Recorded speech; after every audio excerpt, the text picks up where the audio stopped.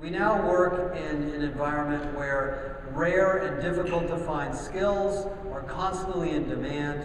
Employees are moving inside the company and around the world at an unprecedented rate. We are trying to build a strong leadership culture around human-centered leadership and listening and take caring to people. And we don't want pay to get in the way of this and cause additional stress, to say nothing of the fact that the EU and many of the states in the US are starting to pass laws to fine companies for pay inequities.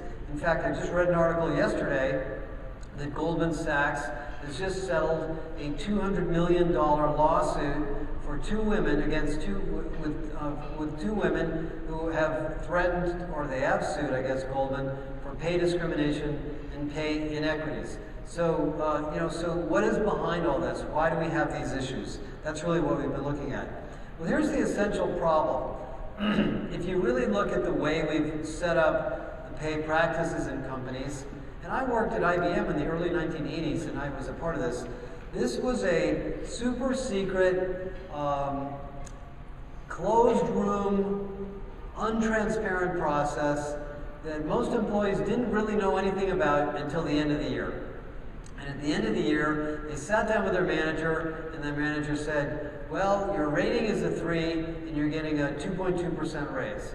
And the employee walked out of the room thinking, what am I going to do with that information? Is that good? Is that bad? Am I behind? Am I ahead?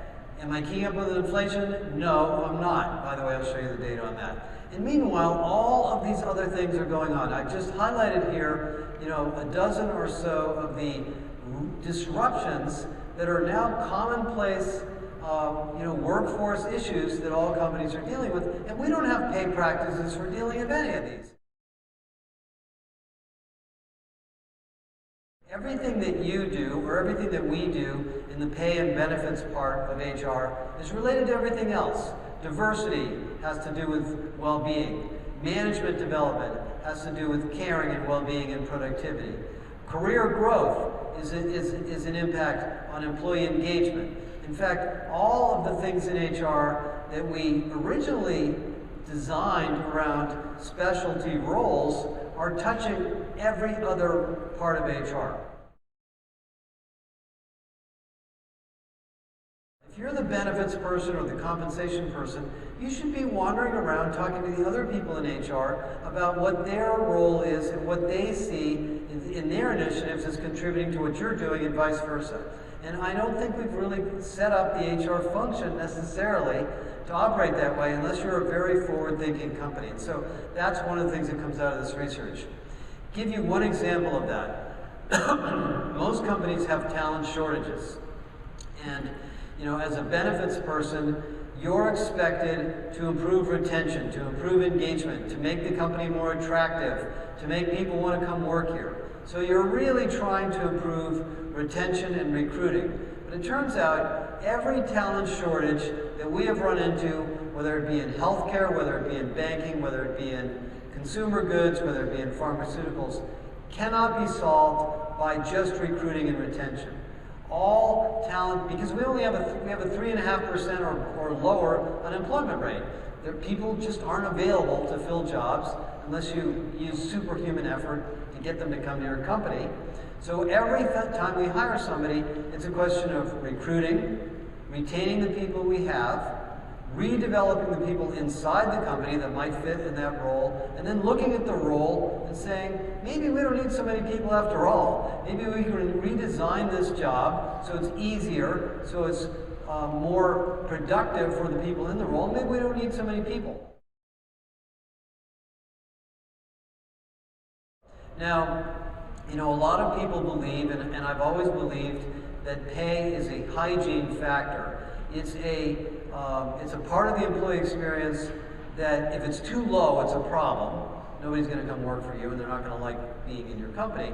But at some point, people get sort of saturated, and giving them more and more money doesn't really make them that much more happy or that much more productive. With a few exceptions, there's investment bankers and there's a few people that work this way, but most people are saturated by pay. Well, okay, throw that out the window. Right now, that equation is flipped.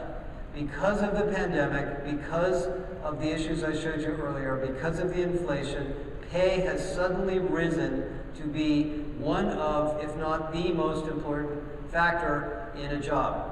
A new study by ADP just found this, which I wrote about this morning in the article I published. A new study by LinkedIn just identified the same information. So what we do in the pay structure and the pay system and the pay communications is very, very important to your employees. And that's what I was just looking at that chart from Cisco just 5 minutes ago, is how quickly pay and financial well-being rose to the top in people's issues. So we have to take this area seriously.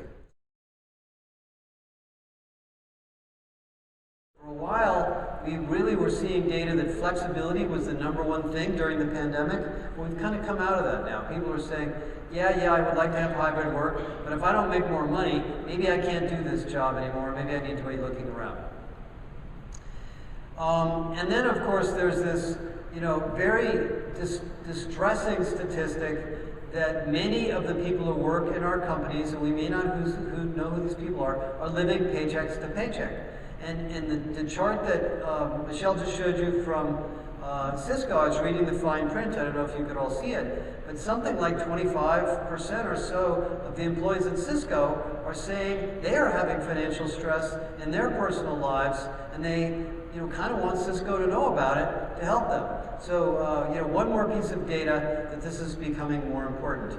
And, despite the raises and the budget increases and the money that's been spent on employees during the last year or so of inflation, we have not been keeping up.